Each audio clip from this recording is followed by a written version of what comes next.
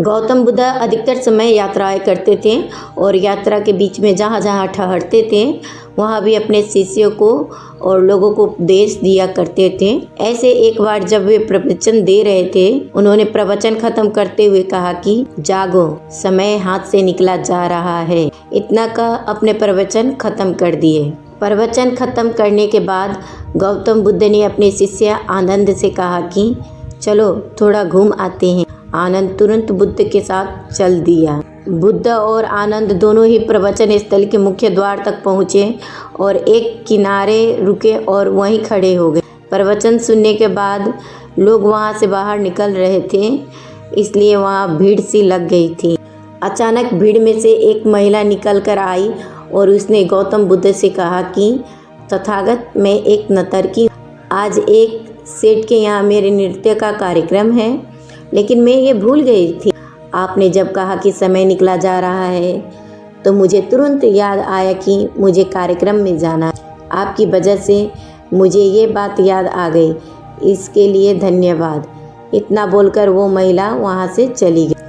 कुछ देर बाद एक व्यक्ति बुद्ध के पास पहुँचा। उसने कहा, तथागत, मैं आपसे मेरा रहस्य नहीं छिपाऊंगा।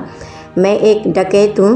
मैं भूल गया था कि आज मुझे एक जगह डाका डालने जाना। आज आपका उपदेश सुनते ही मुझे अपनी योजना याद आ गई। इसके लिए आपका बहुत बहुत धन्यवाद। उस डकैत के जाने के बाद धीरे धीरे चलता हुआ एक वृद्ध बुद्ध के पास पहुंचा। वृद्ध ने कहा कि तथागत, जीवन भर दुनिया की चीज़ों के पीछे भागता रहा। अब मौत का सामना करने का दिन नज़दीक आता जा रहा है। अब मुझे लगता है कि सारा जीवन यूं ही बेकार हो गया। आपके उपदेश सुनकर मुझे मेरी गलतियाँ समझ आ गई। अब मैं अपने सारे मोह छोड़कर सिर्फ आत्मकल्याण और परमात्मा का ध्यान करूँगा।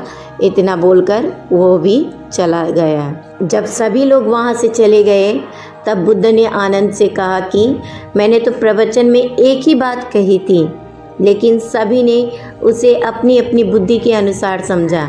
जिसकी जैसी बुद्धि होती है वह वैसे ही बातों को समझता है।